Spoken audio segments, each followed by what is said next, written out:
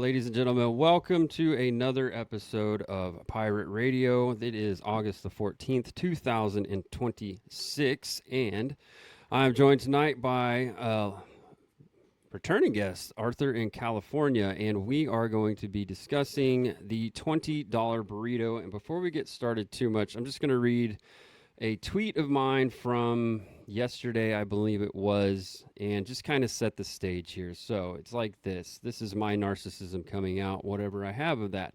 The $20 burrito is emblematic, just like the Iran war, of a much greater issue in America. If you are wondering how can people vote for the socialists, look no further than the reactions to the $20 burrito, and anyone who is against the war with Iran. All you get are responses back that make you the bad guy. They call you names, insult your intelligence, question your loyalty to your country, and tell you to just suffer more for us. People are not voting for socialists because they believe in socialism. They're voting for them because they no longer believe in our system of voting for the D or the R. Both parties have lost the plot, and God help us all for what comes next. So, with that said, Arthur, how do you plan on affording $20 burritos in the dystopian future to come? Well, I've been looking into some passive income streams. I feel pretty confident one of my kidneys is enough in this day and age, with as long as you stay healthy. So, got a couple You of plans there.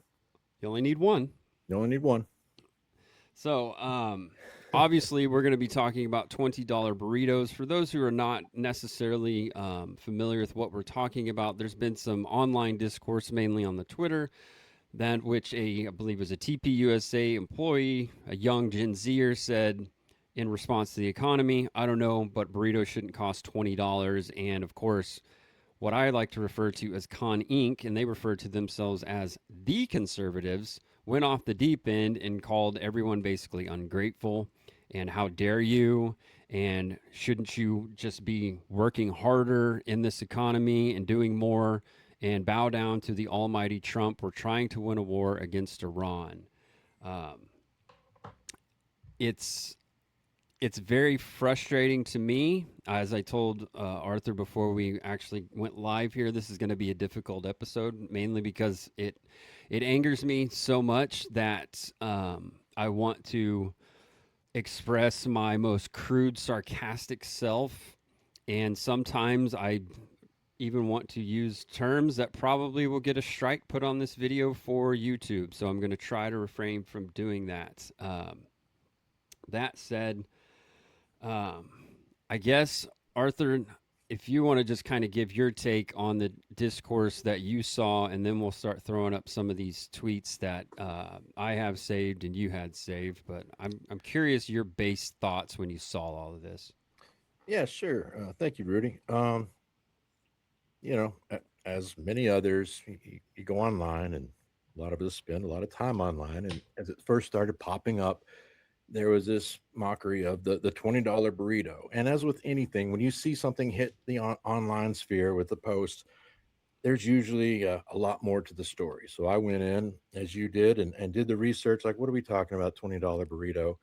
And found out as well that this was an individual at a TPUSA event that was not talking specifically about, I'm mad that burritos are $20 in some places. No, that was really just the MacGuffin to show the lack of affordability within the country right now and in society in large.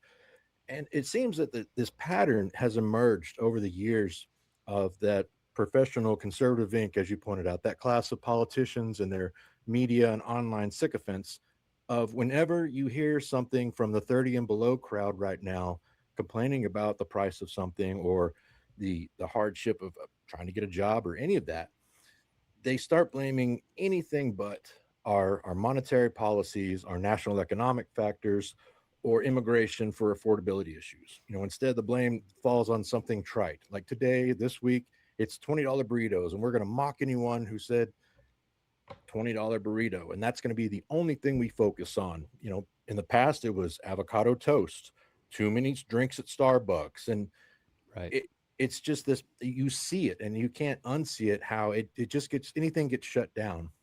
And I think, in any of these discussions, they don't want to face, the plight of the younger generations. it turns into just an opportunity to mock them. And it's not about enablement, but empowerment. There's nothing empowering a large group of the younger generations for this stuff. And I think Ben Shapiro came out, another, Connie My staple. favorite. Yeah, and he came out with a post the other day, and he says, and I'll quote it. It says, "The American dream is the promise of a process. If you work hard and make smart and virtuous decisions, you will live a better life than your parents, and your children will live a better life than you do. This process requires free markets, free minds, equal justice before law, and social fabric. Government's job is to protect the American dream. Don't listen to the demoralization agents trying to destroy it in the name of utopian schemes, left or right." And it's amazing because he does hit on a few markers there. Yeah, our government's job should be to protect the American dream and the citizens and their jobs and their way of life. And we're not seeing that. And it's especially from my personal experiences, having Gen Zers in my life all over the place and seeing, some very close to me put in over 30 job applications around this area and not get one call back, or hear we're not hiring.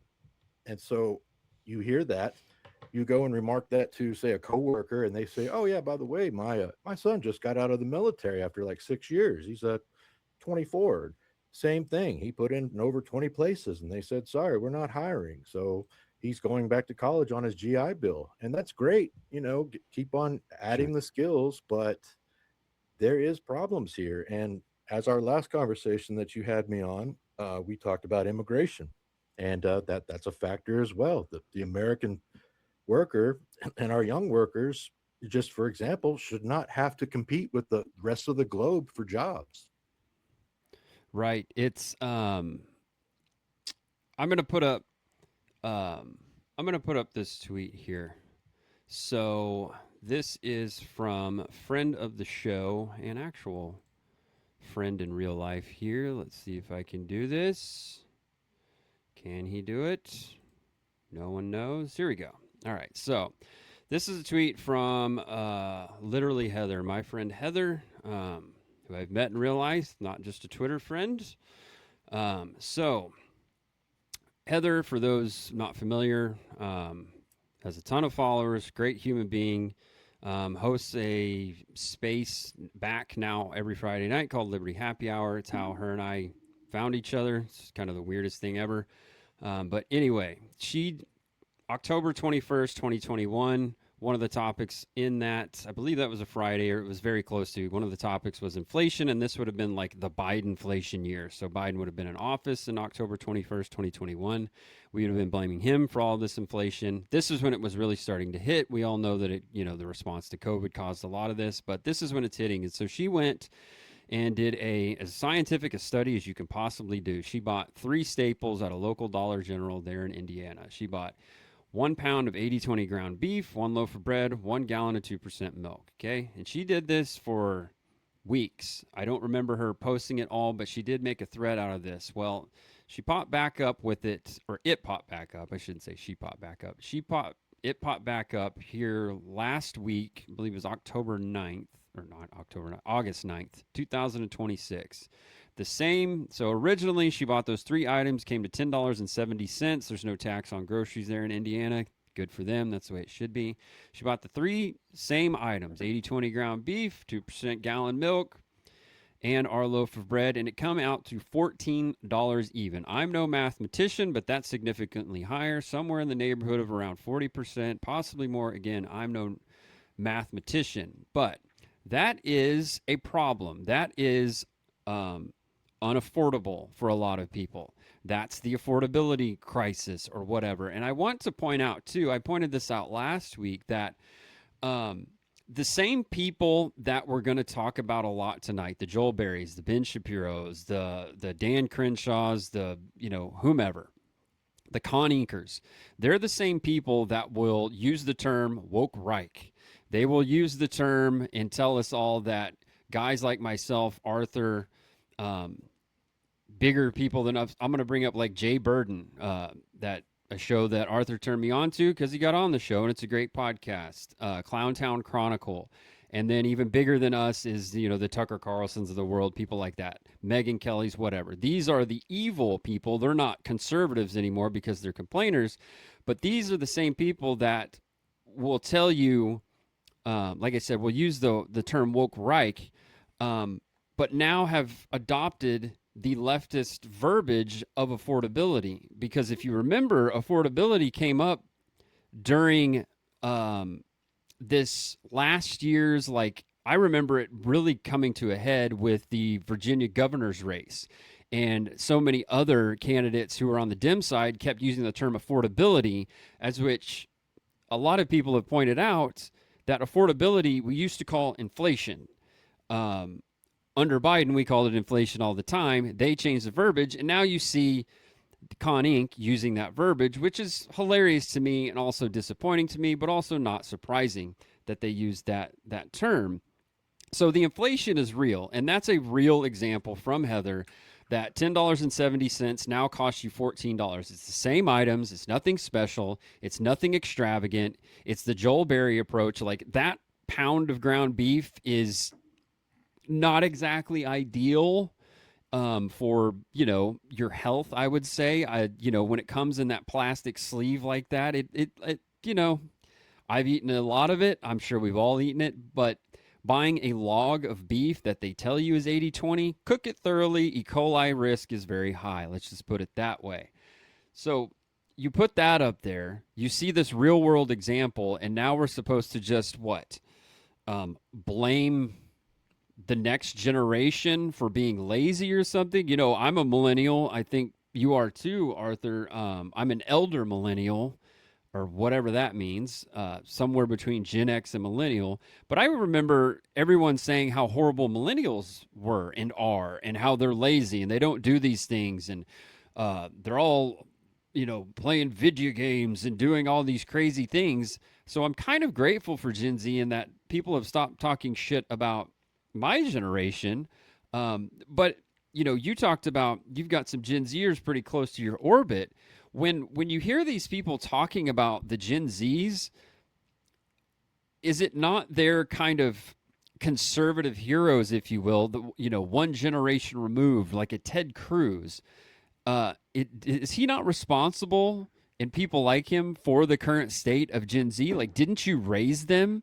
It's always funny to me when you have like a boomer generation that talked about like Gen X or millennials. It's like, well, those are your kids, and now these are your grandkids. Like, so you guys are pious and the best generation man has ever known, but the next generation in which you had a hand in is the worst generation, and you just need to shut up, eat the slop, and go to work at a job that you don't have, because Cato's been telling us for 30 years that you need to have cheap immigrant labor to pick the beans, but actually they build all of the houses. And so if you're an 18-year-old male, just having this conversation today, if you're 18 to 20 years old and a male and not in school, like maybe you don't want to go to college or you don't want the debt, and maybe you want to work, you can't get a trade job. High school didn't teach you how to get a trade job. Oh, so now you can go swing a hammer somewhere. Okay, well, it's $8 an hour, and do you speak Spanish? Great. You don't? Okay. Well, what are you going to do? I guess Taco Bell's next. And then they go, well, these kids don't want to work. Well, who the hell really wants to work at Taco Bell or McDonald's or something when you're 18? That's not cool. I mean, you might have to do it, but the economy's to a certain point where you have, go to a McDonald's or a Taco Bell. Those people are in their 30s working there. Yeah, there might be a younger one or two, but they're in their mid 20s from what I can tell. And you have 35 to 45, maybe even to 55-year-old people working at Arby's and McDonald's and all of these fast food places. So I'm not sure exactly, your example of I put in 20, 30 applications, I got zero callbacks, nothing. Like, what is this generation supposed to do other than get yelled at and told how horrible they are by the generation that raised them? I'm a little lost there. No, 100%, Rudy. And a couple of interesting things you brought up there, especially in regards to talking about, well, hey, the Ted Cruzes and all these politicians who have been there for a while, and Yeah. including a lot of these media personalities that have been around for quite some time as well. it's easily forgotten that the avocado toast thing, that was almost 10 years ago, and it was directed at millennials, saying that they're Right. buying too much avocado toast and they're ordering too many drinks at Starbucks to save up for a down payment on a home. And what's interesting is one of the things that I researched prior to coming on is just by the decade, going back to 2000, the median home in the US in 2000 was about 120K. 2010, it was 220K. 2020, 310K. See the pattern here? Well, just in 6 years, from 2020 to 26, it went from 310K up to between 410 to $434,000, depending on if it's a existing home or a new build. And so this kind of vitriol has always kind of felt like it's been directed at that the up and coming generation, the younger generations. So the pattern has continued on. But I also looked back and I was just curious. I was like, well, how many pieces of legislation, major pieces, have come out in the last 30 years, 96 to 2026, directed specifically at the 55 and older crowd to help them out? And I found 15 pieces of major legislation about, averaging every 2 years. And you look through, and a couple of them that really stuck out to me was the Older Americans Act amendments of the year 2000, authorized and expanded programs for supportive services, nutrition, like Meals on Wheels, caregiver support, National Family Caregiver Support Program, elder abuse prevention, and employment training, primarily for those 60 and above. That one stuck out to me. Another one was the 2001 Economic Growth and Tax Relief Reconciliation Act, increased individual contribution limits for IRAs, 401ks, and other similar plans, introduced catch up contributions for individuals 50 and older, created the Roth 401k options and other enhancements for retirees and those approaching retirement. And there was a bunch of other ones, even all the way till 2025. The Big Beautiful Bill Act that created the temporary additional bonus deduction of up to 6,000 per qualifying individual, 65 and up. 12,000, of course, for couples where they both apply were qualified. Phased out higher income limits, stacked with existing additional standard deductions for seniors, and structured to reduce or eliminate federal income tax liability on Social Security benefits for many recipients. And I bring those up not to say, yeah, screw grandma or anything like that. It's not that, but it's just pointing out this hypocrisy of when you have a potential younger base of your voters saying, we need help with this. And they just get mockery, scorn, and derision. But when the older generations were coming up and they had their advocates, whether it was AARP and AMAC and many other, I'm sure, wonderful, organizations that really kind of vouch for them and push for their concerns. It's time to move heaven and earth. It's time to get legislation. Let's be bipartisan about this. This is great. Yet once again, when we're looking at our youth of our nation that are like, we need help, not enabling, but where's some empowerment here? Where's what can you do here? It's met with, well, you just need to trust the free market, work harder, and the bootstrap crap. And it's going, buddy, we see the reality here. Who are you selling this to? Because it only sounds like this is all deliberate, like you don't want them to vote for you.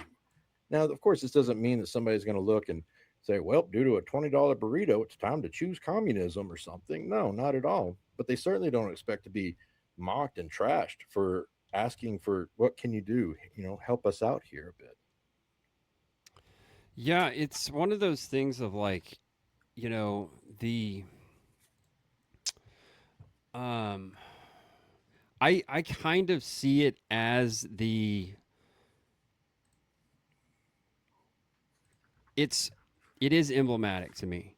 It's not about a $20 burrito. It's not necessarily about a war with Iran. These are like things that point to bigger issues. These are these are not what we voted for if you're a Trump voter. Let's just put it that way.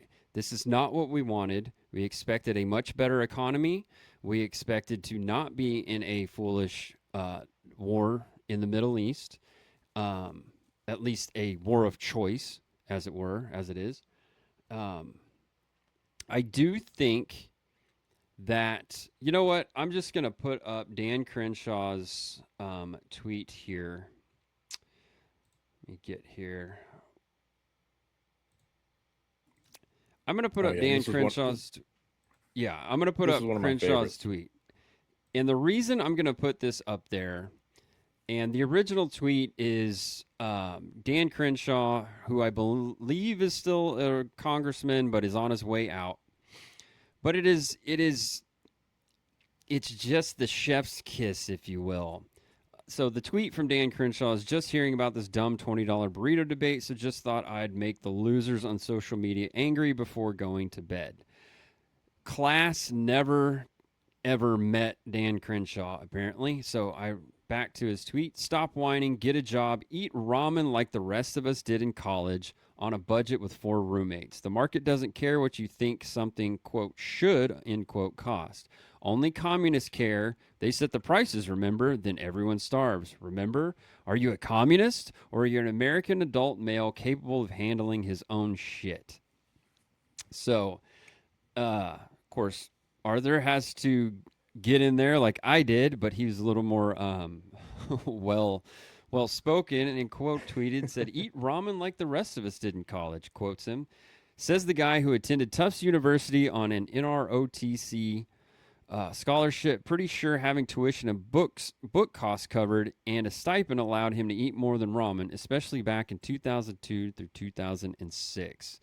The readers went after him and he got community noted. But I bring that up in the kind of out of nowhere somewhat because the thing about it is this is exactly what gets you communists, socialists, whatever candidates you want to call them.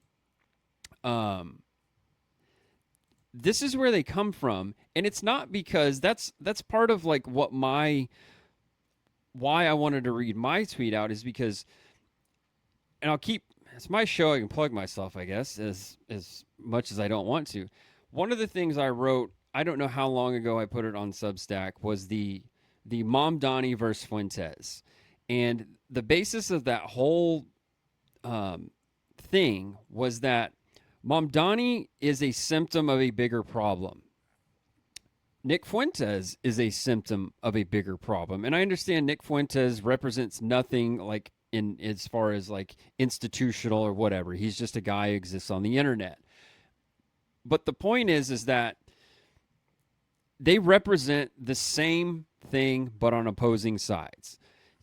I don't necessarily want to call Nick Fuentes a fascist himself, but there's a group within his sphere that really, pays attention to him that really probably would go along with some sort of fascism if it meant their enemies got it in the end, which is basically what communism is that we're going to go along with this guy over here or gal. That's not true. It's always a guy. We're going to go along with this guy here so long as they provide what we want and these other people get it in the end. And it's kind of the Sam Hyde thing to an extent, but the idea is that nobody wants fascism, like by and large. There might be small little groups, but by and large, nobody wants communism and nobody wants fascism. But what people really are tired of is the whole Democrat versus Republican, the D versus the R, the hey, at least we're not those guys kind of argument when it comes to the economy, politics in general, spending, any number of major issues. They all go, well, at least I'm not that guy. Then they get in power, and the ones seeking power go, hey, we're not as bad as those guys, remember? Even though they might be as bad. And so what ends up happening is you get this kind of culture war BS, and that's really what this kind of is, a culture war versus class war of, the ruling class or the ruling class adjacent. They're kind of acolytes, they're apparatchiks that come out and run the cover and say all of the things. You get that, and it's looking down on a lower class, which is that's just what's happening here. It's just it's the right eating itself, if you will. And you notice kind of the vitriol that goes after a Tucker Carlson, a Megyn Kelly, a kind of blanking on some other right wingers that are getting tossed out of the tent, if you will. You notice the vitriol they have for those folks, and they'll say that it's because they're anti-Semitic, which I'm going to need some evidence at some point. When you keep saying that thing, because all you've done is you've turned anti-Semite and Nazi into racist at this point. The left overused racism and racist, so no one cares. And now the right is overusing Nazi and fascist, and no one cares. And anti Semite, and no one's paying attention. So, whereas racist just meant that you were talking about some truthful things about, you know, left wing policies, now it's you're talking about some truthful things about right wing policies, so you're getting labeled in the same way. And again, it's them adopting the leftist mentality and their verbiage to come after their supposed enemies, even though they're in the same realm. But this is exactly how you get a Mamdani, because there's no Republican representation for New York City, for mayor of New York City. There's the guy in the fucking beret. That's a joke, right? Apparently it's not to him. And then there's just a whole bunch of like reshuffled Democrat candidates. I mean, basically praising allegiance to Israel when they're trying to be the mayor of New York City. And the one guy who says, well, I'm going to stay here and represent New York City. And we're all shocked when this guy gets elected. And it's like, well, yeah, we know it's all going to fail. We're not stupid. But the thing is like the $20 burrito, the Iran war, it's bigger than the communist candidate or the socialist candidate. You guys are missing it completely. It's not about Mamdani and what he's trying to do. It's about that he's not left nor right. He's something else. He's a complete change. He's a complete alternative. Are there people that think he's going to actually pull off the things he says? Sure, there's dumbasses everywhere. But there's a lot of people that voted for him who are, you know, up to speed on the issues and are not stupid and are not just, blue no matter who kind of people who went, you know what, we've tried it this way, that way, this way, that way. We ended up back in the same boat. It just took a little bit longer to get here. I don't know. Maybe this kid can do something. He's young. He says he has a vision. If it doesn't work, we'll just vote for the next person in the next round. Let's give him a shot. And now it's starting to spread into Senate races in Michigan, where you have I can't ever remember the guy's name. I just always call him Muhammad, but that's me. But you're starting to see that where he took down an incumbent Democrat candidate, so he's going to be on the ballot for senator in Michigan. You're starting to see this spread, and again, Dan Crenshaw, I know it's hard to see with one fucking eye, but try really, really hard to maybe try to understand. And it's, maybe take time away from your insider trading bullshit and, pissing off everybody before you go, all the losers, like the people who used to vote for you and respect you because of your service and now despise you because you're a douchebag. Maybe you listen, but that would assume that you care. And that's the other part that you see in this, is that they don't give a shit about you. What's the Sam Hyde line? I don't know if you're familiar. It's they don't care about you. They want you dead. They think it's funny. Yeah, your kid's dead. They think it's funny. And, Right. yeah, The right going back has kind of got there. Go ahead. yeah, I was gonna say, going back to Crenshaw's his post there, and Clowntown made the comment. Ramen went up too, by the way, and that's an excellent point. That everything is going up. The staples are going up, just as you pointed out with Heather's receipt. It's not like, well, we'll just go and get the cheap groceries. Yeah, there's deals to be had here and there, but it's across the board. But with Crenshaw, there was no upswing to this, for one, putting this out. He is gone after this midterm. He lost his primary and whatnot. There was no reason to do this. This doesn't, if you still believe in the whole partisan, Repubs and Dems, by, dichotomy, why did he even do this? But what was really interesting, and I didn't include it in because I wanted, when I made that post, I just didn't want it to turn into a novel. Crenshaw, in a way, ironically, is pulling some Boomer Con stolen valor here. He's around our age, Rudy. He's a elder millennial, right. And his father was a petroleum engineer that worked overseas in Jesus all these Christ. different places. I mean, he's guy made money. I mean, I've had family in oil, and you make money doing that for sure, especially when you're in overseas assignments and whatnot. So for him to even pretend of living with all these roommates, struggling in college, eating ramen with the guys, like, dude, you could just get on the phone and be like, Daddy, I need a little bit more money this semester, but the stipend wasn't enough. Or, you know what I mean? It's like, Right. what was the upside of doing this unless it was deliberate, once again, to just piss off people, and especially a potential base that you allegedly talk about wanting to vote for you, wanting to keep on extending out the wins. And from the other examples I'm sure that are coming up, this was just repeated over and over, of really just putting it out there, and really sticking it to younger generations because, haha, yeah, you're just not good enough. I mean, that was kind of the message underlying everything else. You're not doing enough. You're not doing well, and it's your fault. Everything is your fault. Instead of saying, yes, keep doing what you got to do, and we're working hard as we can every single day to improve the conditions around here. But you don't get they're not sending that message out. It's all about suck it up, buttercup. I had it tough, you need to have it tough. And it's like, it's not even about that. It's just about the reality of in the grocery stores, in this economy, and what people are dealing with. Yeah. Clowntown put, for those listening, Arthur's right. It's just an old BoomerCon line that if you don't have enough money, you're not working hard enough. And that's it's so right. It's I don't even think it's like it's just boomer. It's like it's almost ingrained almost in the culture, and it's very easy. I'll be the first one to admit I believed that at one point.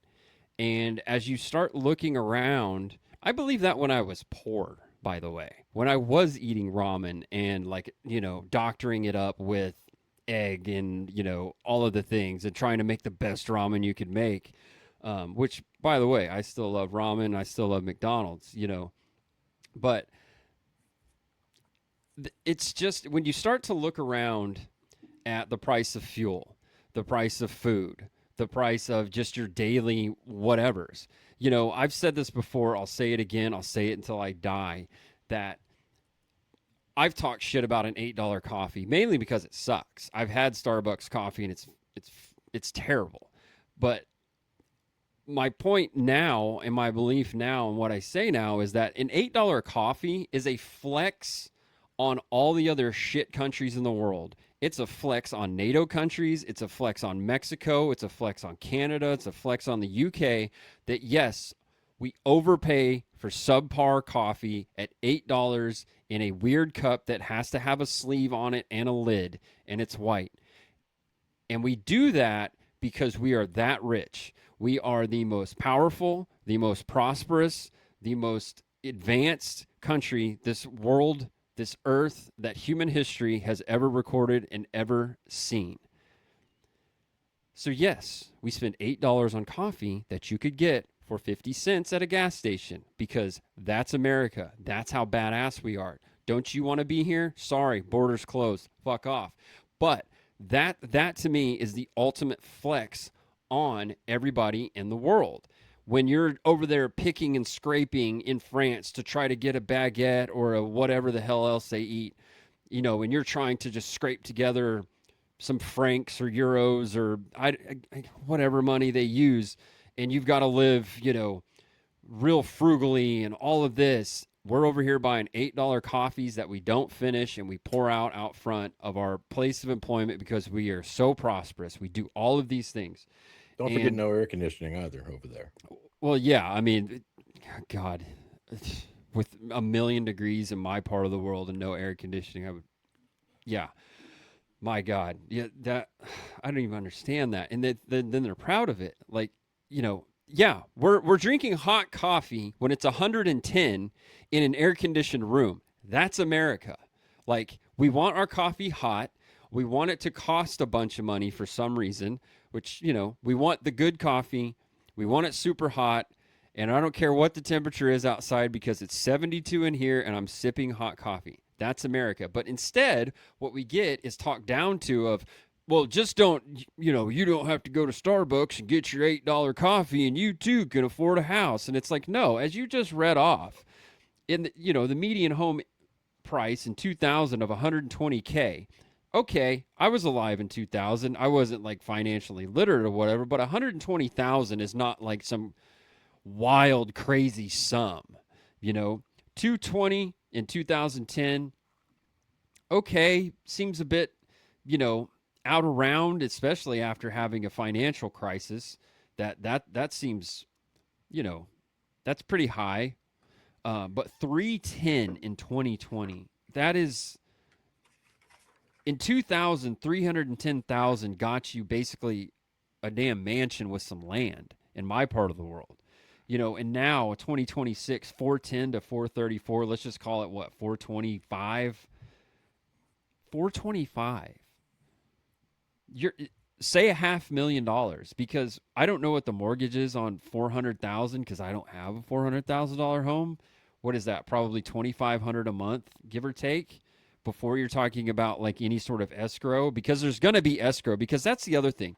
Who the hell can save up 20% of $400,000 in this economy? Even if you skip the coffee, say you don't even drink coffee, you just, you get water out of the hose at wherever you work or something like that. You get it out of the sink in your hand, like, like a raccoon or something like that. And you skip all the lunches. You still have to pay for other things. Housing of, what are you going to live at home with your boomer parents who tell you you're a piece of shit? I mean, fuel costs money. Let's assume like you have to go to college at this point, right, to get a good job, because if you haven't gone to college, apparently you can't. What are you going to get a job doing? I guess you can go into sales at the age of 19, which, you know what, I encourage a lot of people to do. Um, how are you going to save 20% of 400,000? How are you going to save 20% of 300,000? And by the way, boomers of the world and people who believe in that boomercon nonsense, um, you don't just turn around and buy a house. You have to buy other things before that. You have to establish credit. That's even if you have 20% down, you have to establish credit. So you have to have multiple lines with date on the lines. You have to have time, multiple lines, high limits, credit cards. You have to have a credit card basically when you're 18 to start building credit. If your parents are kind enough to co-sign for you or be a co-applicant on an auto loan, that's great. That doesn't get you into purchasing a home, even with 20% down. I don't care what the price of it is. Apparently, these guys have not tried to get a mortgage of any sort since, like Jimmy Carter was in office or Reagan was in office, because the hoops that you have to jump through, just me and my wife refining the house that we had been in for approximately 8 years, never missed a payment, great credit, good jobs, all of the thing. We still had to prove our income and everything, even though the payment was going down. And we were way under the threshold. We were like 50% of value. And we still had to prove everything. I mean, it's just, all of the tax documents of like, what investments do you have? All of these different things that you have to provide. And you have to provide bank statements because we have to make sure that you haven't borrowed money to pay this down payment that you're not paying. And it's like, like, what are we even talking about here? You're expecting some 25-year-old to have what, 8 lines of credit, 2 auto loans paid in full, and 20% down? Somebody math this out for me. I'm not a scientist of math of any sort, but just the broad strokes of like, explain to me, boomer con person, how the mechanism of this works. I don't Well, get it. and exactly, Rudy. And of course, before I got my current home, my beachfront property in Malibu. No, not really, but Hell my yeah. different.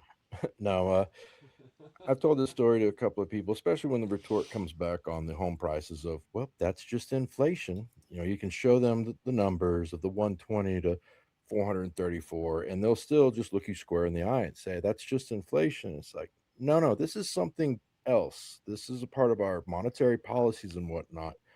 And the best example of that would be my own personal story of selling a home in 2016, 10 years ago. I had to sell it for a bit of a loss. I sold it for 150, and I jump on occasion to Zillow just out of curiosity, like where's that one at now? And it says estimated resale value right now of 360 to $380,000, and we're talking about a 4 and 2, 1,600 square foot. You don't see the beach, you don't see the water from where this is at. This is I'm in the central area of California. I'm about 2 hours from the beach or so. But you're trying to tell me that this home was sold 10 years ago for 150 and now it should be able to get sold for nearly $400,000 and that's normal? No, no. Right. And to add to what you're saying, there are those that will say, "Oh, well, that's California." No, it's not. The numbers are a little bit different, but the the percentage is going to be about the same. So I'm in northeastern Oklahoma. I'm a suburb of Tulsa. In my local town, you know, it's a nice little town. There's nothing special about it. There's nothing crummy about it. Crime is low. You're right there with access to the big city. You're right in between. You can be out in the country in 20 minutes. You can be in the heart of downtown Tulsa in 20 minutes. So it's very advantageous for that. There is like the old part of the town, and I use that. It's kind of a colloquial. It's not really old as far as rundown. It's just like that's kind of where the city started, the town started, and it migrated from there. So you get that kind of mix of homes from around the turn of the century, 1900, 1920s, 1930s, some of those very beautiful craftsman style homes. Some have been redone, some need to be redone, but a lot of them have been revitalized. And I lay that out because there's a house that I'll pass by every once in a while trying to cut around town, and they've redone the house, and it's on the normal what, tenth of an acre or something like that. It's in town. They redid it. They look like they upgraded the windows. I went on Zillow and looked at it. They did HVAC. They said they did, all the plumbing stuff as far as hot water tanks. So they've done a complete basic like renovation, remodel. Beautiful home. All the modern appliances. It doesn't look like they really skimped anywhere from what I can tell of the pictures. New roof, new paint. Beautiful home, right? But the good thing about Zillow, like you're pointing out, is you can see previous sales and things of that nature. So, with my limited background in that world and my kind of busted up memory, you're looking at somewhere of a renovation probably in the neighborhood of around $50,000 to $70,000, something like that. Which is, it shows. I'll put it that way. This is a property that before the renovation probably should have been somewhere in the neighborhood of an $80,000 price tag.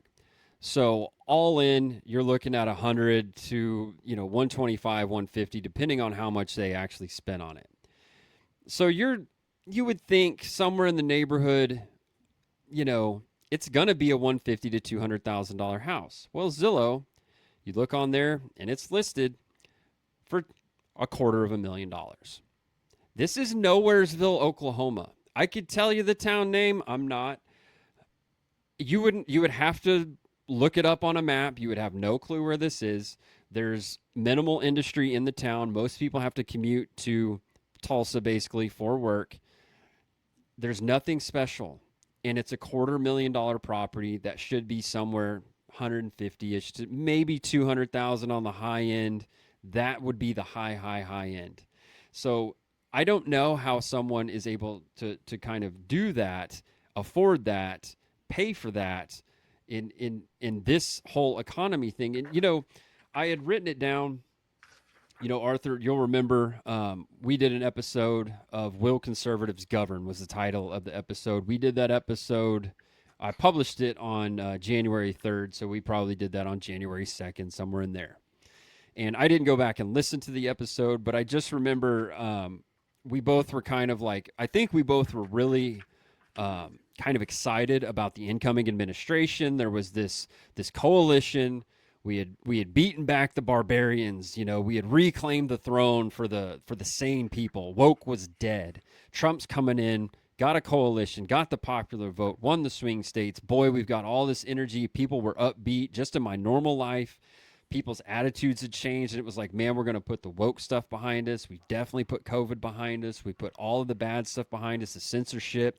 Don't have to worry about that, at least for a few years. Trump and the administration, he's got good people around him. We've got JD Vance. We've got, any number of people. We've got RFK Jr.'s on board. He's going to lead health. We're coming into this. We have all the momentum. And now what do we have? We have a not great economy. We have inflation that is still out of control. You have these CPI numbers, the consumer price index that comes out, and it measures year over year, folks. This doesn't measure a 10-year trend. It's year over year. And it's like, well, the CPI is only up 3% or it's down 3%. And it's like, well, you're talking about 3% based on what? 20 to 25% at this point? I mean, it's just this crazy thing of we use all of these metrics and we're going to measure all of this, and then we're going to come on high and we're going to tell you, no, fool, the economy is good. Don't worry about it. The economy is great. You're just not economing right or something like that. It's the same thing we got from the Biden administration when the inflation hit hard under Biden because of the response to COVID, of the administration of Biden telling us, no, the economy's working. We're back. The economy's great. You just aren't doing it right. We're getting the same exact messaging out of this administration. The only thing maybe slightly different is that the current president is quite a bit more coherent than the previous president. And the vice president is way better than the previous vice president. You can spin these things any way you want, but the fact of the matter is, on the ground, the percentages are out of control. Food is up. As I pointed out with Heather's tweet there, that thread, she did the first one under Joe Biden of 2021. It is $10.70. She did the last one last week, and it was $14 even. The same products at the same store, and now what do we have? What do we have to show for it? I mean, I don't exactly recall what the price of fuel was under Biden. I remember it kind of seesawing up and down. I wasn't happy about it. I didn't think it was crazy. Obviously, I want to pay less for fuel, but Trump comes in, fuel prices go down, launches stupid war of choice in Iran, which we're still mired in to this point, which may or may not be over. I don't know. It's been over like 85 times. It's been back on 85 times. But the price of fuel just filled up, as coming home today. It's not fun. It's basically anywhere from $3.50 to $4 per gallon on fuel. And we're just being told that we're full of don't believe your lying eyes kind of thing. And if you're the generation coming up, and let's say you're somewhat politically motivated or savvy or in tune, you're hearing all of this and you're thinking, well, wait a minute, they keep telling me this, but I keep experiencing this, and all of this is we're not too old to remember. Our memories are still there, Arthur, that we're not too old to remember, like Occupy Wall Street, the global financial crisis, the Tea Party people, and all of those things that happened. And, the Gen Z generation probably at least has kind of an idea of some of those things. And a lot of the Gen Z generation were pretty young, and their parents might have lost their home in a global financial crisis. And if they look back on that, and this is one of those subjects that's going to make them look back at something that they tangentially were involved in but had no concept of, and they're going to look back at that and go, wait, so like nobody from the banks went to jail? Nobody was charged with the crime? They just were pulled in front of Congress and told, you did bad thing. Here's $1 billion or $1 trillion that the taxpayer who got thrown out of their homes, a lot of them did, or cars repossessed, had to pay. And no one paid for it. And now we're, 15 years removed from that approximately. And now we have the same people who back the same banks telling us again, no, stupid. Just go home and cook. Like, I'm sorry. This is kind of revolution type territory. Perhaps I'm overstating it. I don't know. Well, no, and as you recall with Occupy Wall Street, Daryl Cooper, Martyr Maid, has a really good quote that he did last year. Came out one of his articles, and it basically said how there are some truths about capitalism that only a communist will tell you. There's some truths about communism that only a capitalist will tell you, and there's some truths about socialism that only a capitalist will tell you. And essentially, it's saying that where there's smoke, there's fire. And Occupy Wall Street, I went to a couple of those protests, not participating, but because I had a friend that, well, basically worked there at the courthouse at the time, and they were all there. And yeah, okay, you had your out there type people way out there, but then you had other Sure. people talking about the same issues that we're bringing up here of people losing their homes, their parents losing stuff in '08, and how nothing was changing. People weren't getting, there was what accountability was happening here, what the golden parachutes that were dropping left and right for the Goldman Sachs CEOs and the bailouts. But Americans, regular Americans that lost their stuff, like, sorry, that was kind of the way it went there. And it as you said, it does kind of set up those ugly words of like, well, revolution, what do you expect? The table's getting knocked over, people lose losing their minds over this stuff, kind of not caring about it anymore. Because when you're seeing over and over these institutions getting the bailouts, getting one over on it, but then they tell you, well, free market, and you need to pull yourself up by this, and this is all you need to Right. do. When you see everybody else just getting away with stuff, it's not it's not jiving with that.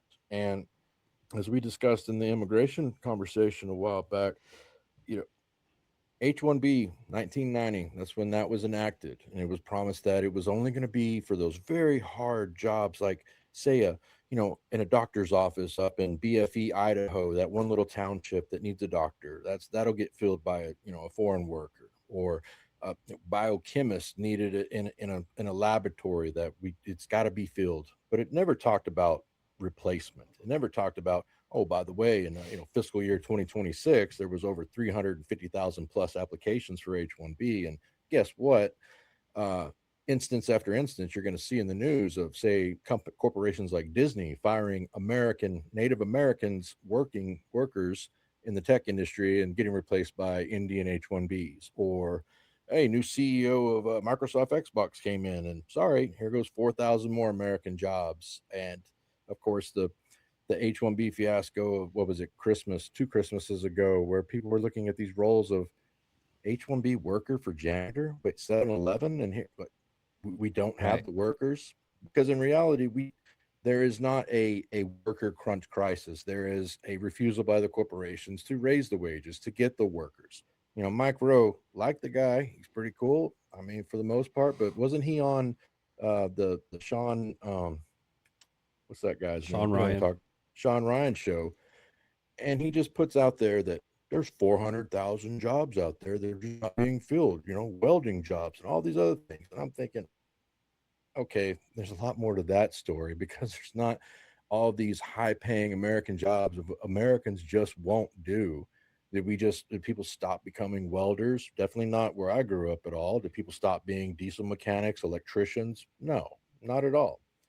Best case about that is, you and I know the company very well, Big Tex Trailers.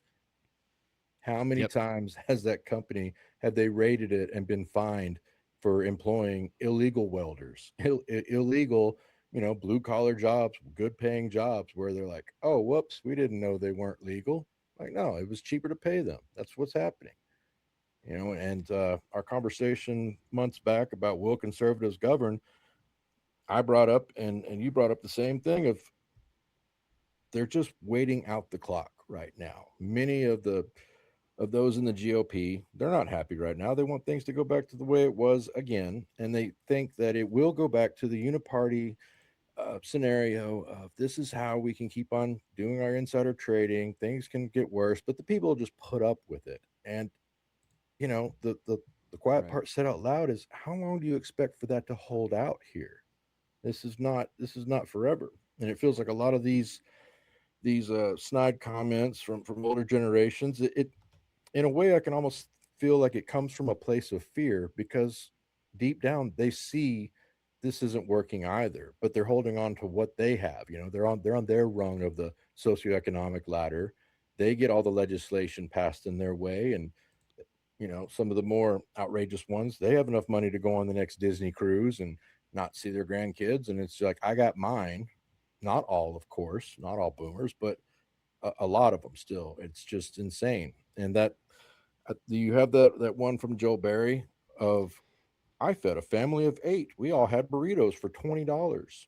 And I've got one better. So yeah, that one was the, in response to the $20 burrito. Actually, I think it was in response to I want to highlight one good conservative because we're doing a lot of bashing, and that's this one. That's Matt Walsh.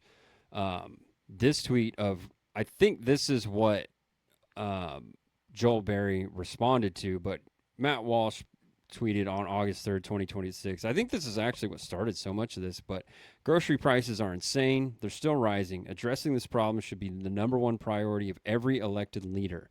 End the stupid foreign wars and focus on the issue. It's one of the main reasons socialists are gaining power. To me, this is completely spot on. He doesn't say, like left, right, anything. He says priority of every elected leader.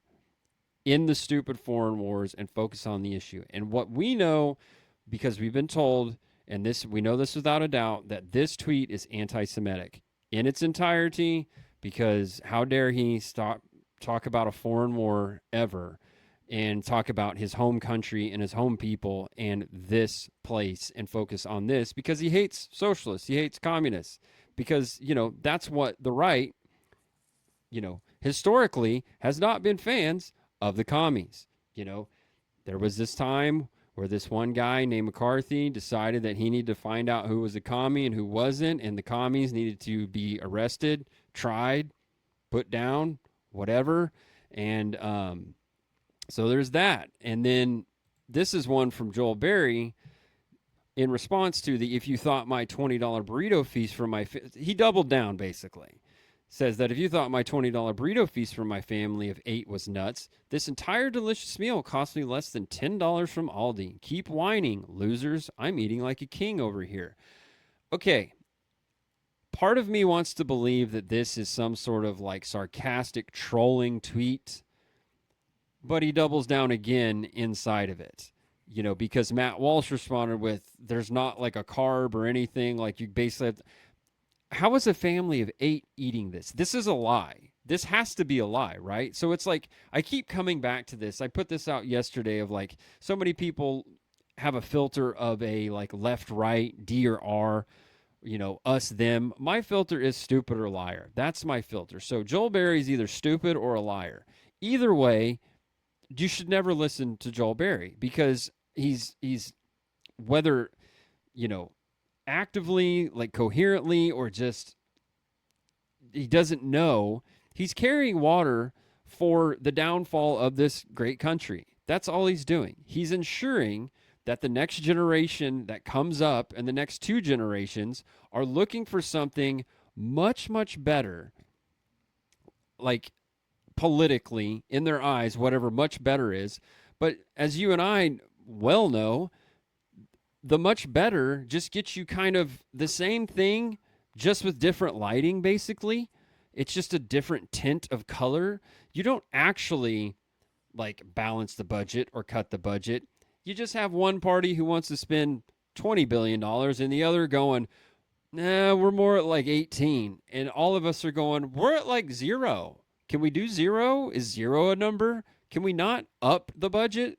It was 10 billion last year. Now you want 20, but you settled on 18. We don't have it. And so it just keeps, well, look, we'll just print the money. Don't worry, dum-dums, just eat, from Aldi or whatever. And it's like, no shade on Aldi. We shop at Aldi, but it's like, I'm not sure what this is supposed to do politically other than incite people to like storm the Bastille or something. Like, what's your take on this, Arthur? Do you think this is like a troll, sarcastic, or you just think he's like this, like tone deaf?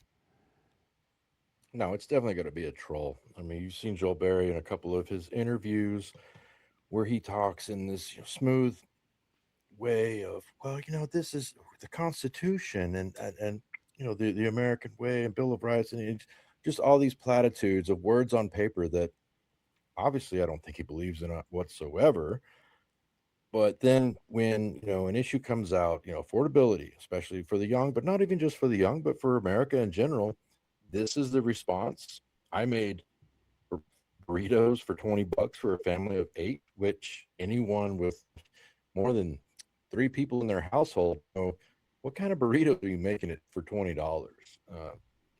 Asking people close in my life, hey, what could you make for $20 for everyone there? Going, maybe a can of the Rosaritas, refried beans, a couple of tortillas, and some cheese. No, you're not making a burrito feast. That's for sure. Food costs have gone up, and he's got to be just playing some weird kind of role of beautiful loser. Sam Francis used to say, he's another one of the kind of Right. sycophants that kind of rotates around the conservative movement or whatever. And this this doesn't add anything to the conversation. This isn't any type of solution or way forward. Just here's my $10 meal from Aldi with a nice filter to make it look as pretty as possible. What does that do? Who who's bowled over by that? Going, you're right, Joel. Look what he was able to do. I feel so much better now. Let me go down to the store and I found some change in the couch. Let me see what I can make. You That's know, I it's not would I would empowering. it's definitely not. I don't I'm with you, like no matter what the intent was, the result is not good. Um but Joel Berry now is a producer on the Jeremy Boring Show podcast, which is a PragerU product. I don't know if you're familiar with Jeremy Boring or not, but like he's not even like a commentator of at all. Like he's just a backup guy who obviously is probably seeking some sort of like front office job or whatever, some, talent job, whatever you want to call it. But, you know, it's in like direct opposition of what Jeremy Boring will tell you that is happening.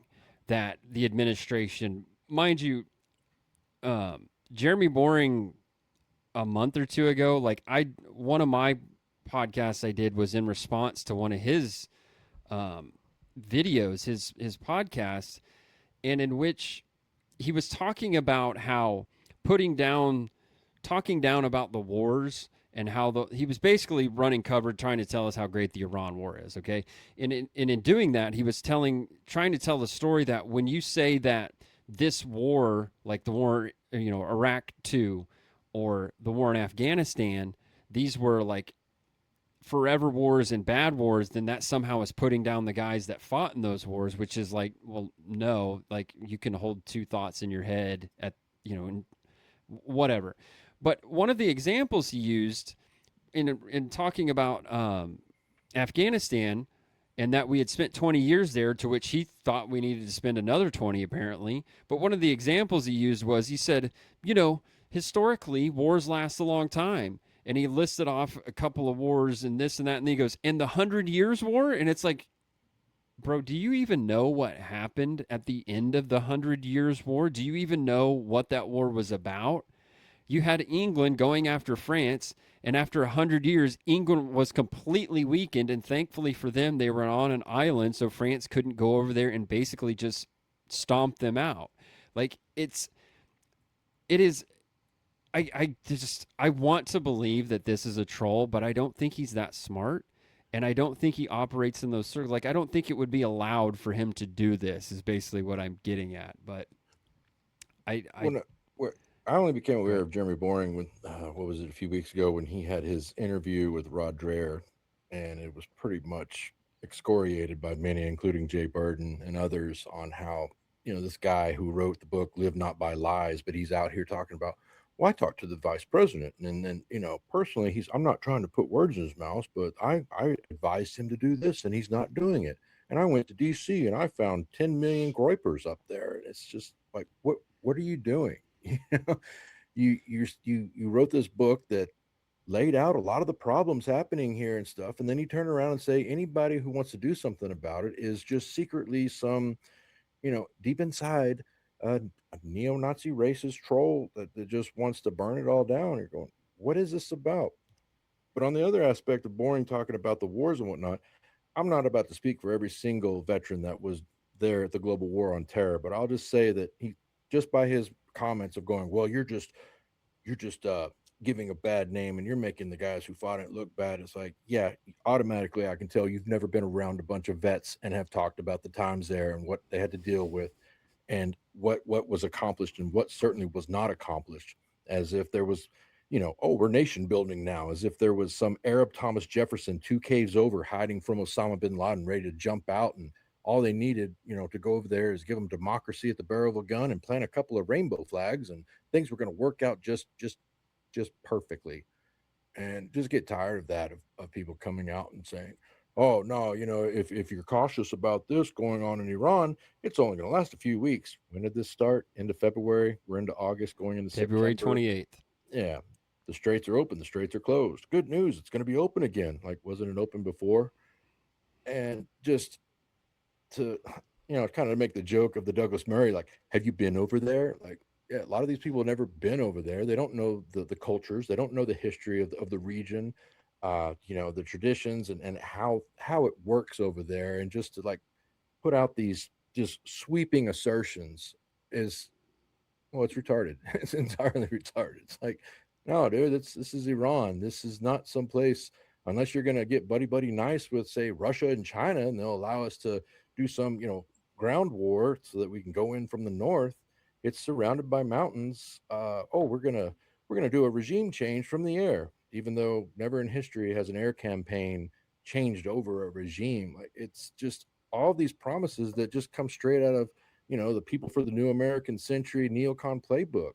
And all the people that were cheering on Trump for doing this, your Shapiros and all the other National Review types, were all The never worst Trumpers people. before this. Like, wait a minute, why are you getting in bed with people who said you should never be president? You're insane.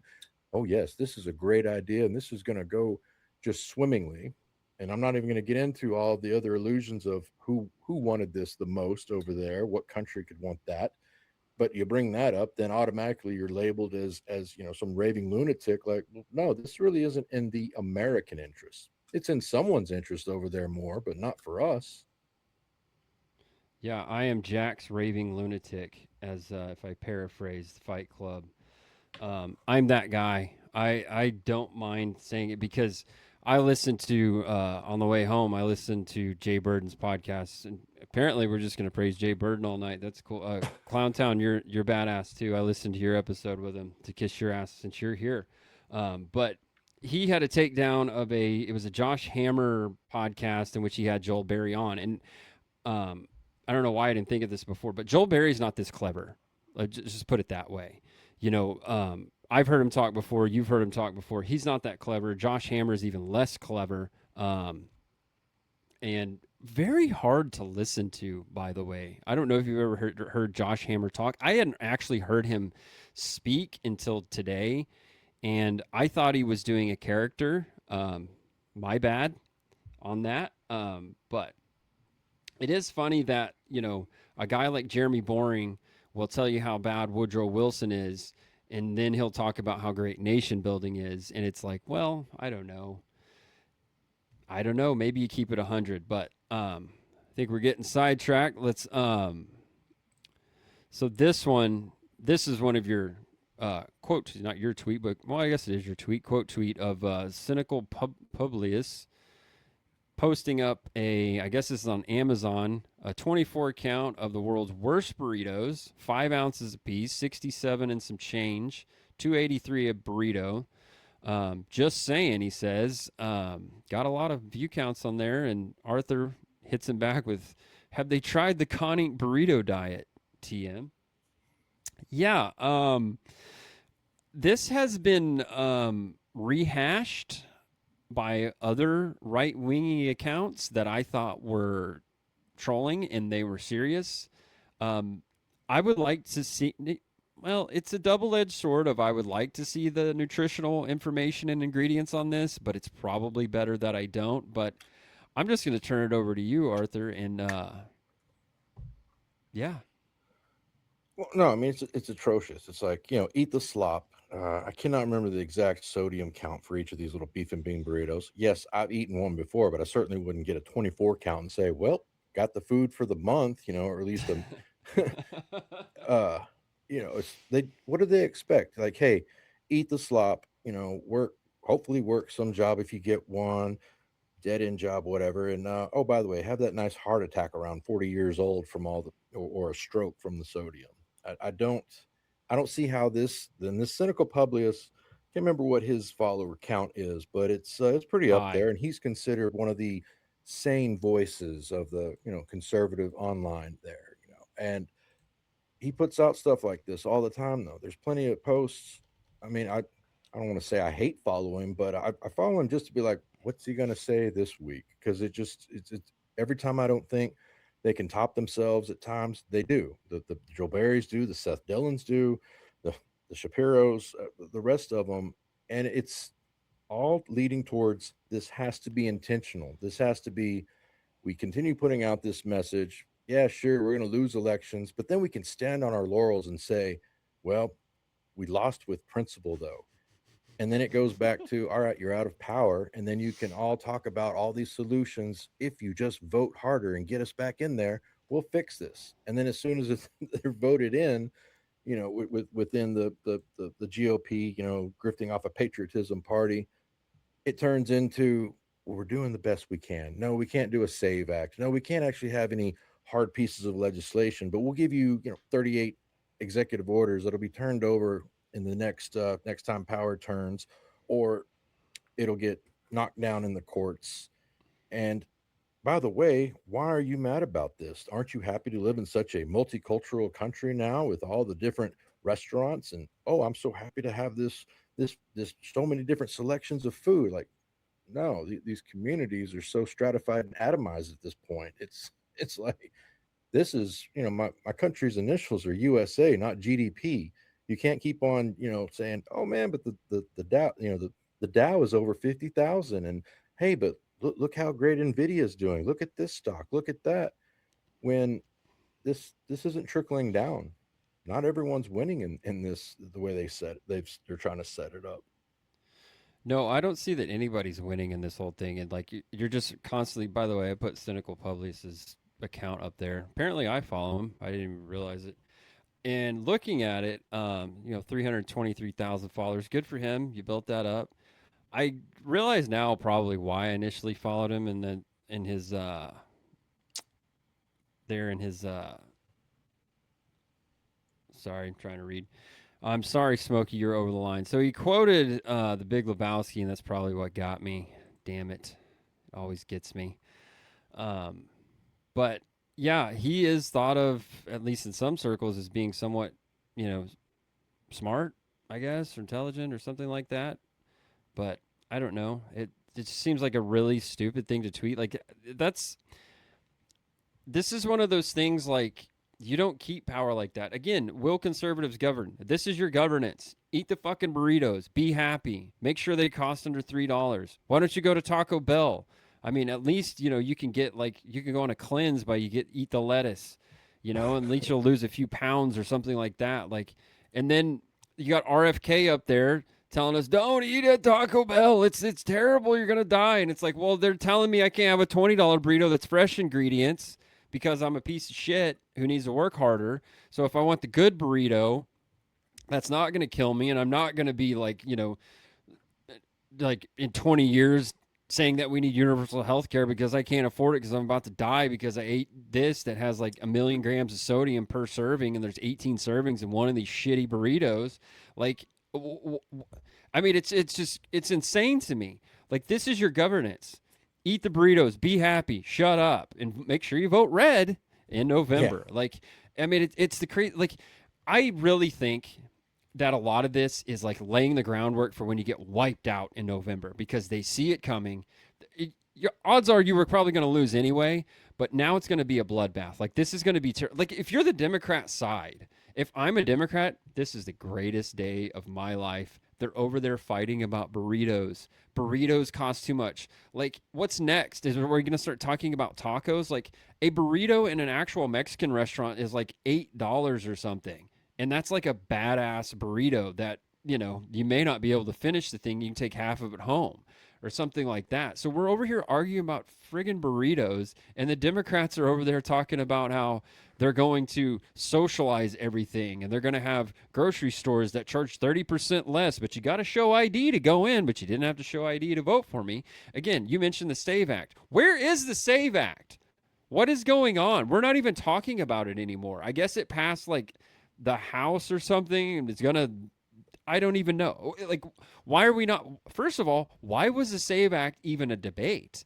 You know, at Exactly. the very basic thing for a Republican administration that came in with all the momentum it came in with, we couldn't get a national voter ID. We couldn't even get that. You got the Congress, the presidency, you've got the vice president is your 50-50 vote guy. I just Yeah, and just looking it up, fun fact, just two of those burritos is over half of your sodium recommended sodium intake for the day. That's by the American Heart Association. So you eat two of those, and you're going to get over 800 milligrams of sodium right off the bat. And you see how small the burritos are. Those, I mean, you got guy my size, I got to eat like two or three of them. I don't eat them a lot, but you know, when you have the younger generation in your house, then you have a lot of food that's just, hey, microwave it, cool. But it's not something you live off of for sure, or you would want to eat on the regular basis. So for him to put out, hey, this 24 count, $68, 283 a burrito, there you go, buddy. Have your lunch and have your stroke later. Like who whose advice is that for? What is that forward in any type of, if you say that you are some sort of principled conservative and you care about all these things of free market and opportunities, and you keep on just hammering out this GOP message from like 1995 going, just work harder, oh, and make sure you go to college, doesn't even really matter what you go for, but get that degree because it's going to pay itself off, it's going to help out. And that is definitely not the case anymore. I got to highlight this from Clowntown. The comment: I ate in a sit-down restaurant for the first time in 2 years today. BLT at the same place 2 years ago was $6.50. Today it was $13. Again, no mathematician, but I got that at double the price. Gosh.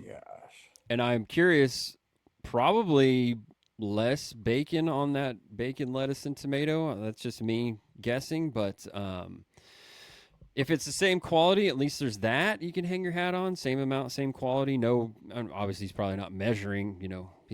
I don't know. He's kind of an eccentric. Perhaps he does bring a scale with him. I don't know. It's possible. I'm not putting anything past the old clown town, but you This just never BLT know. is 4 ounces lighter than the last ones were. He No. probably would have sent it back or something.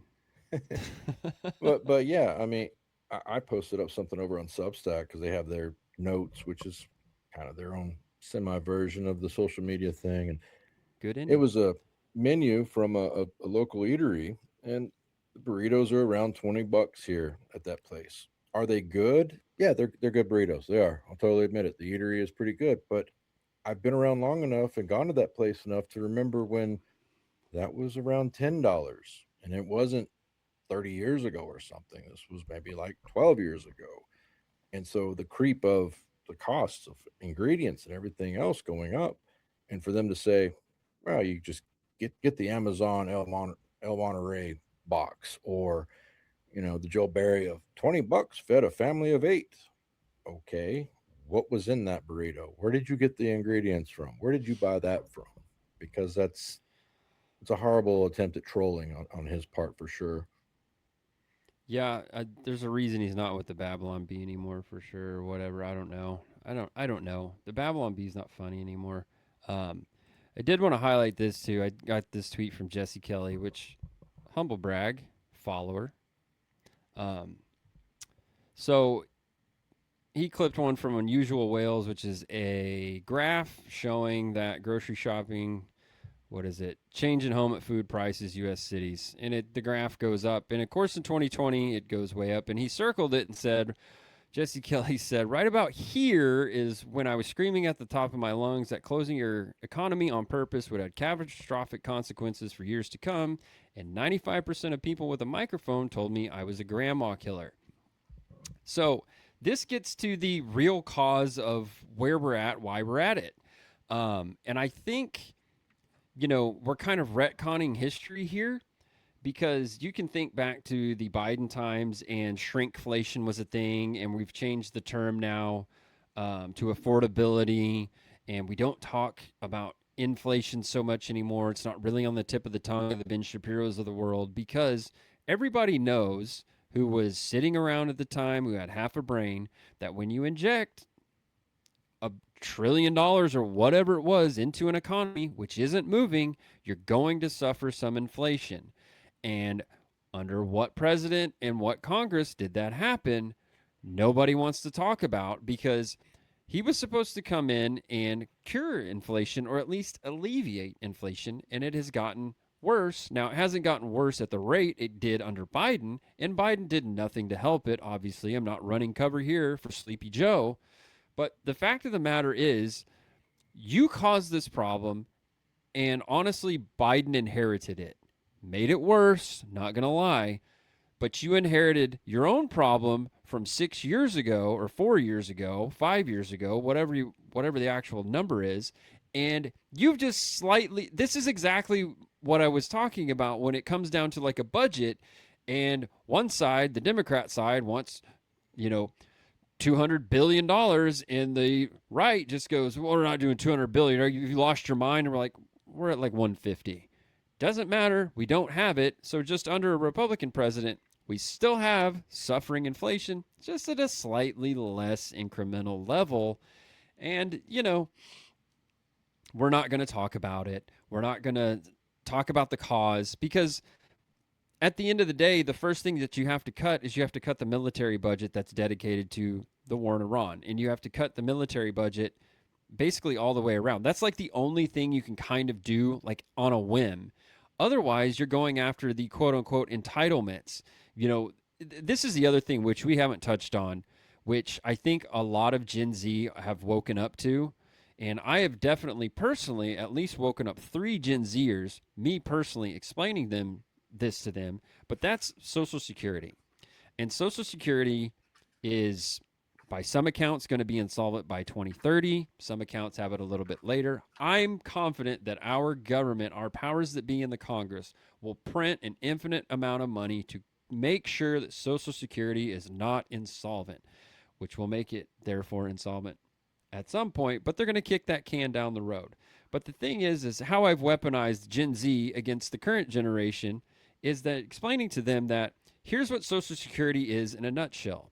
It is a quite a bit wealthier class of people being paid and taking the tax money away from a quite a bit less wealthy, some would say poor, class of people. That's you, Gen Z. They take your money and they give it to this people who then tell you from their $500,000 paid off home that they only paid about 80 grand for 30 years ago that you just need to work harder. You don't get to eat $20 gourmet burritos. You don't get to eat $13 BLTs. You don't get to eat anything that you want. And don't you dare buy an $8 coffee because you need to work harder so I can afford my lifestyle of not working, suckling off the teat known as Social Security because I, quote, earned that money, even though your dollar in 1985 is what? About 30 cents or a quarter of what an actual dollar today. So good luck, Gen Z.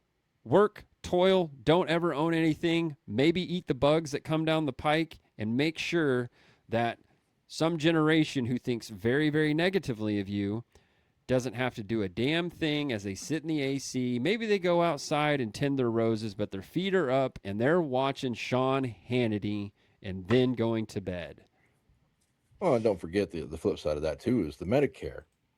One of the Oh, biggest pieces Lord, of yes. legislation came out in 2003, the Medicare Part D, Medicare Advantage, where they passed, bipartisan pass, like, oh, this would be good for the seniors, cheaper prescription drugs without any way of paying for it. at all. And so it, Oh of yeah. course, got factored into the budget later and added on. And oh, we've got to pass this. You don't want to kill grandma. And it's just back to the Social Security, as you point out. There's still this weird childlike viewpoint of there's these magical accounts that Mr. Jones paid for into for 40 something years, and it's got his name on it, and that's his money. And it's like that money's gone, man. That there might have been a fund there decades ago, but it's been raided and pretty much erased now. And it is all about the the younger generations. It's just getting passed on to them. Like I don't expect Social Security to be there when if I make it up to that age. It's not going to be Me either. around. Or No if it way. is, it's just going to be a El Monterey burrito in the mail to me. Like, here's your Social Security. That's it. And so of course the younger guys too, they know it's not going to be there. They know, and what's crazy about it, as you pointed out, how the fund, quote unquote, is going to run out supposedly 2032, 2034. Well, that's Right. also when the millennial generation is expected to start taking over a lot more of these positions in politics. And this fairy tale idea that people think that more and more people are going to continue voting these in to keep up older generations, like it's the party's going to last forever. It's not. It's right now I think that that one essay I did, which got many different responses. I mean, of course, I named it "Boomers Destroyed America," but I did that just to kind of as a hook. People, Good. but they jump in and it's like we have, I think, the Senate is over 50% people of the boomer generation, 48% of the representative generation. The president's 80 years old. The last president was old. Like this, it is all geared toward, of course, the legislation. Everything's going to skew towards one generation when you have that type of political representation. There's a reason AARP exists, there's a reason AMAC exists. And while they're probably great organizations, they're they're vying for their paying subscribers and everything else. And the thing to me about it is just how is it supposed to continue? We've seen it in everything, not only just from keeping the prices up, but look at COVID. We still have not really faced what the ramifications of that was. That one, I Right. remember right at the beginning of 2020 when it was coming out. I believe it was on Fox News. Maybe it was the guy talking to Tucker when he was on there, Hannity, one of those. But he was a Texas representative, and he was just laying it out like we can't shut the country down. This is, this is going to hurt the kids. This is going to hurt working people and whatnot. And the host brought up, of course, about, well, isn't this a danger to older generations? And he was laying it out very, very just reasonably, saying, yes, this is a respiratory virus, but there's a reason they're calling it number 19 because there was 18 before that. We've gone through H1N1, we've gone through the bird flus, the swine flus, but we can't shut down society because the damage will be greater to the younger generations. Now, of course, that got spun as he wants to kill grandma. And it was like, no, no, you can't just take these kids, take them out of school, throw them in front of a screen for the next four years or so, and get the same results. And you're seeing that now in all of these colleges saying, yeah, the kids aren't prepared when they get here. They don't know as much. Yeah, the learning process was stunted there. The of course the psychological growth was stunted. Lack of socialization. We're going to be stuck with that for a long time. Yeah, it's it's a good point about um AARP. When you said AARP, you have these, they're trying to protect their institution, their livelihood, their whatever. I look at, we've seen the shift in media from traditional corporate media, print media, even website media too. We're getting it from TikTok. We're getting news from TikTok or Twitter or God, well, no one's getting it from Facebook except the same people watching Fox News and CNN. But it's like the media landscape completely shifted. If nothing else, 2024, that's not going away. The trendsetters are completely different than what they were 5 years ago, 10 years ago. Completely different. CNN's irrelevant. MS Now, whatever they're, I don't even know what's going on over there. But those places are completely irrelevant. The New York Times, they have a little bit there because they kind of have people on the ground. But the point to this is the like AARP is a dying organization. It's going away. The idea that you or I would ever sign up for AARP is, I don't know. I guess I can't speak for you. I can speak for myself. Like, I'm never signing up for that. I don't even know what they do. And I look at that with like, I see that a lot. I'm immersed into the gun world. Shocker, if you look at behind me here. Um, and like the NRA is the AARP of the gun world. Like, we hate the NRA. So like us and people on the left who don't really understand the dynamic there, the actual like pro 2A people, the gun rights people, hate the National Rifle Association because they sold us out before we were really even coherent, or some of us even born. We cannot stand the NRA. No one spends a dollar on it. Everybody, we bash them every time they like post anything on Twitter. They just get ratioed into oblivion. We cannot stand them. We want them to go away. Um, Now, there's other groups that fill that void, of course, much smaller, a varied actual group. We had a huge win. I don't know how many people are aware of this, but we had a huge win basically a week ago in that a lawsuit got an injunction in the state of Texas. So, therefore, currently, if you live in a few states, Texas, Oklahoma being two of them, you can go buy a suppressor right now and just do a normal background check like you were buying a rifle. So there's no Form 4. There's no Form 4 that you have to fill out and wait and submit on the ATF currently because they got that injunction through Firearms Policy Coalition, through Gun Owners of America, through Silencer Shop, and some other plaintiffs had filed that lawsuit. Texas judge gave them the injunction, said it was unconstitutional, and they didn't file their appeal within 7 days. So as of midnight this morning, midnight 01, you right now can transfer a suppressor. And the NRA had zero to do with it. The NRA has never gone to bat for suppressors. I know I'm getting in the weeds about the gun world here, but my point is like these are dying organizations that are going to wither and die on the vine, if you will. Like AARP is one of those. And in all of these, like I don't see even like the NAACP sticking around that much longer because this youth movement is covering all different races and all different backgrounds as far as like, your economic background, your ethnic background. We're seeing this more as like Americans. And we're seeing this as, I don't see, what I see from Gen Z is like a visible anger at illegal immigration that's around, that's already happened, and that they're like, even the ones who are employed are like, yeah, these people need to go back. Like, we don't want these people here. And these are like city folk, if you will. So those who are living in cities that have been overrun by this, I mean, when you see the people who are crying out about the poor illegal immigrants and we have to do this, there tend to be like middle-aged white women, or, it's just not a good look for the future of that movement. And again, this is another failure by the administration of why are you not out there really like boots on the ground? Yeah, I know it got rough for a little while and 2 people got killed. Not a big fan of how those went down necessarily, but you know what? To allow that to stop what is an 80-20 issue, possibly a 90-10 issue, just change your tactic. You don't have to stop what you're doing. In that scenario, I said it then, I'll say it again. They should have perp walked the governor of Minnesota, whatever that creeper's name is.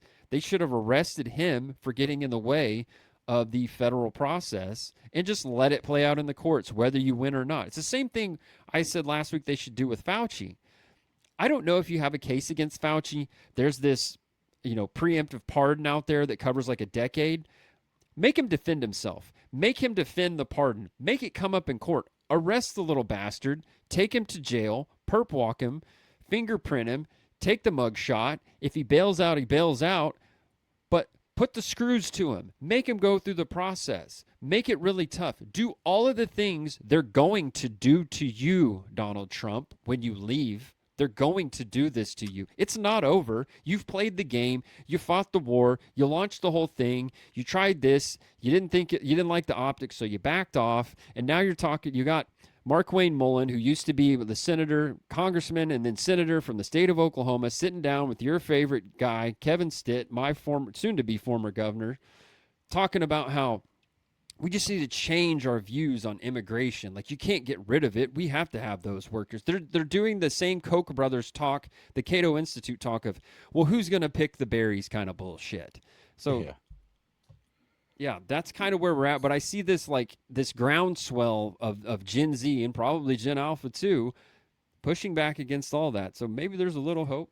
Well, and to circle back on a comment you made about legacy media, whether it was CNN, Fox News, ABC, MS Now, remember the last No Kings wave came along in this last March, and Right. it was the boomer brigade of people being pushed out in wheelchairs, walkers, and even when they were talking to those in the crowd, they're going, "Yeah, it's a little disheartening. You know, we wanted to see some younger blood out here, younger faces." And it's going, "You're the only ones larping through this, thinking we have a king or whatnot." While meanwhile, a huge section of the younger generation is like, "Well, maybe having a king would be better." And they say, "Well, what if you have a bad king?" Well, we'd have somebody to hold accountable. Just as Fauci can stand up there, Mister Trust the Science, and these are what we got, things we have to do to save civilization, invokes the Fifth Amendment 111 times, doesn't have Right. an answer for anything. So it was all just, for me, political kabuki theater there of, great, another committee, another person sitting there. Oh, cool. There's some really cool, viral video clips of this exchange, but Right. nothing happens. And I brought this up months back about, legacy media. 10,000 of the boomer generation die a day. And months ago, during that Neil King's protest in March, I was taking care of a family member. They were in the hospital.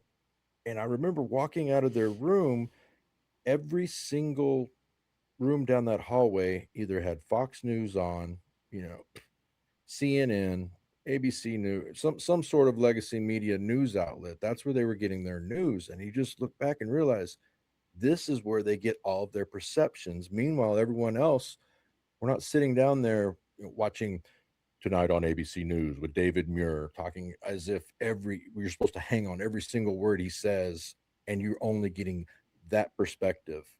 But they do, and so they believe that stuff. And then you see we cut to commercial, and it's another Life Alert, advertisement, or you know were you exposed to asbestos? You may have mesothelioma. It is all just directed towards that generation. And when they're Mm-hmm. gone, what do these outlets do? What are they going to do? Because their audience will be gone because They're nobody gonna else is listening to them. they're gonna try to like buy podcasts or something like that. If they were smart, they'd be pivoting now. But one of the things that's um, kind of funny and in a way. So our local like NBC affiliate just cleaned house on their news side of it.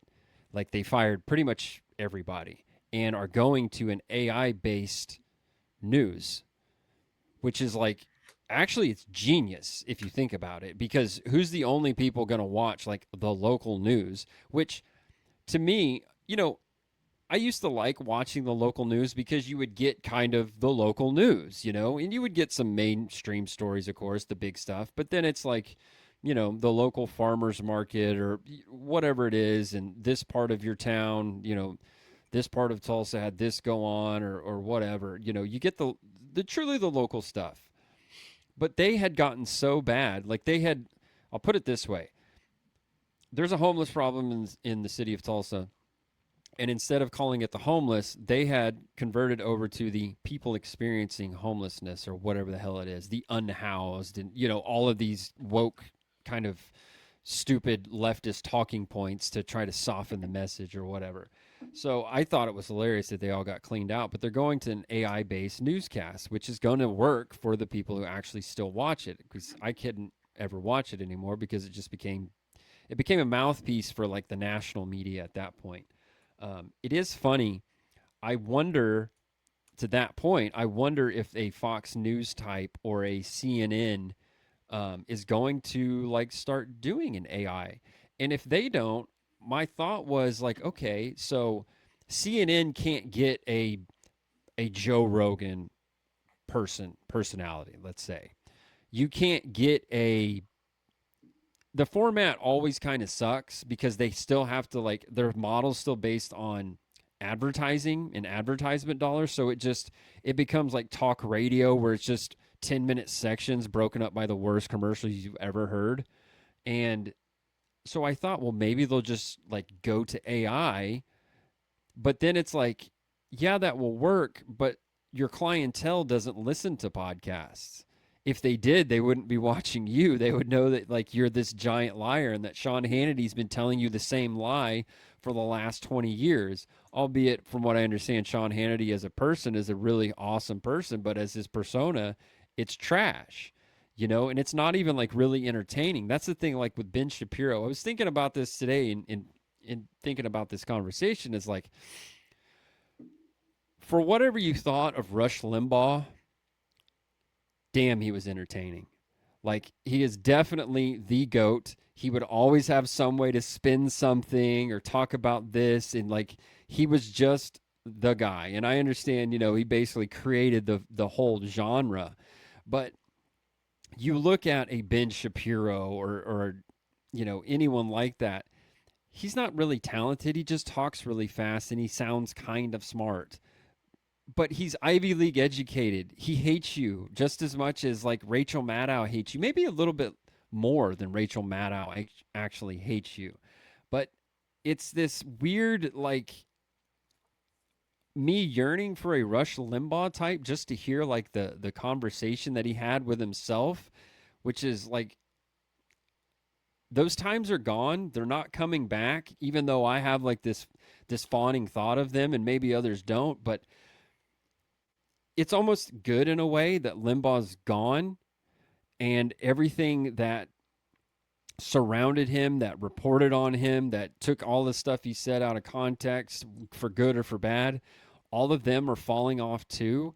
And this landscape is going to be something like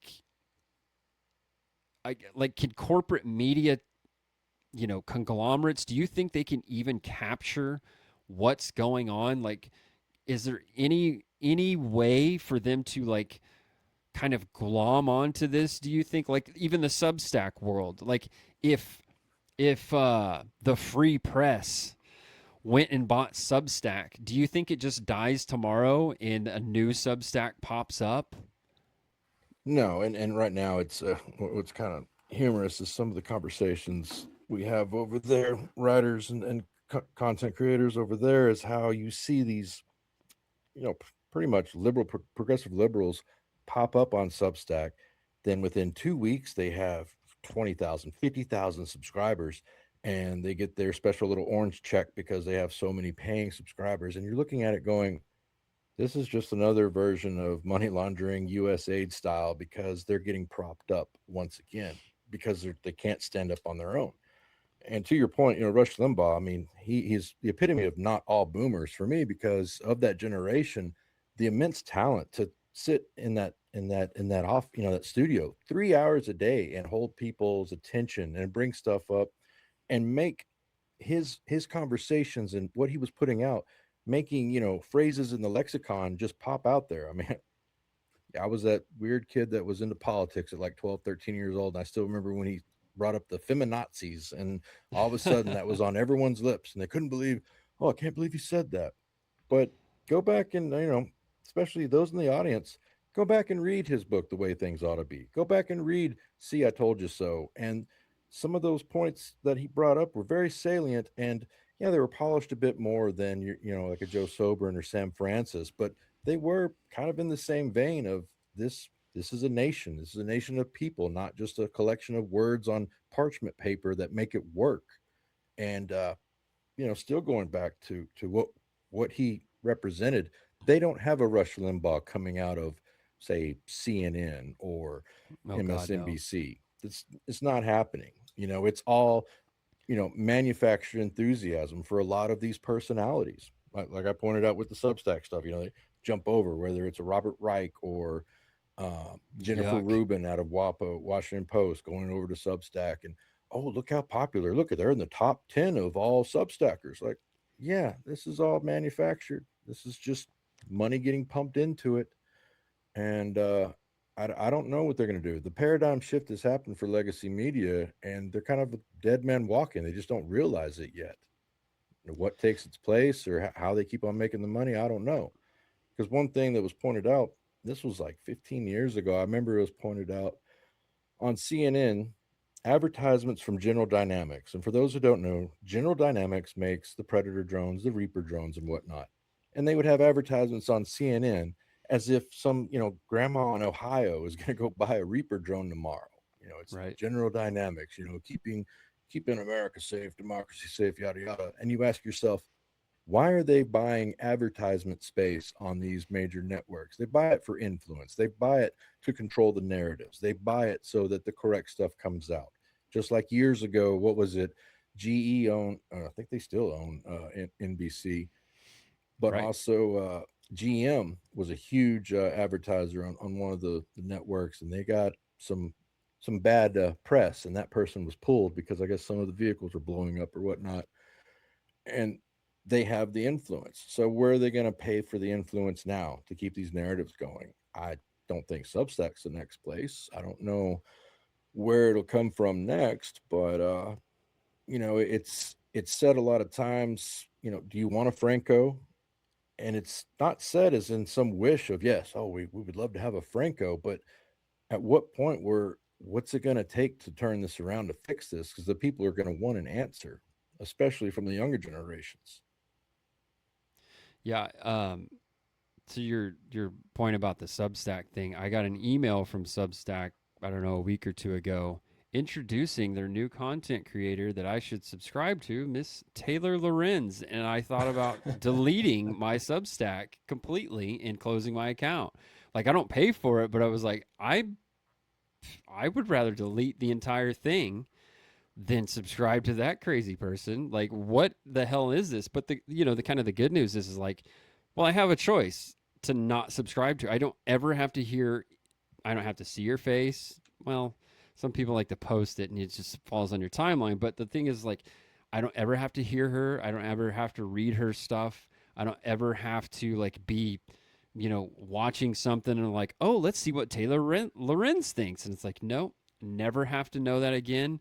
The Robert Reichs of the world don't ever have to see his little, feeble little kind of donkey looking stature, because the marketplace that exists that they always talk about, Ben Shapiro will say a free marketplace, and that doesn't exist in actual economy because the government's so inept and has been for decades. That marketplace exists on a Substack. I can subscribe to yours. I can subscribe to anybody else's. I cannot. I can pick and choose. I don't even have to be on Substack. I can, same thing with like a YouTube or whatever. For all the faults of YouTube, you still have that ability to seek out what you want to see. And it's not just, well, what's Fox News got going? What's this thing going? And if I want to find news, I can, as I pointed out before, you can find it on TikTok, Facebook. Don't do it on Facebook. So TikTok, Twitter. You can go, you can go to Drop Site News. You can go to the Daily Wire if you want. They do news. You can go wherever you want to go. You can seek out, and the thing you should do is you should seek out kind of competing narratives on the same story, and seek out this thing or that thing and listen to different voices. It's kind of that open landscape that they just never could. That's the thing I could never really understand about like cable news. It was like every show that they went into was like, this is breaking. And it's, well, it was breaking 3 hours ago when the first show hit it. And you're just coming at it again with a different like interviewer or a different person to talk about it, and they have a slightly different take than the show 3 hours ago, and the guy that they interviewed had is just a slightly different take than theirs. Like, there's no, what are we doing here, and it's I don't know. I don't think they're going to be able to like do anything. I think you've seen it try to happen under this administration with silencing some of the things you're allowed to talk about.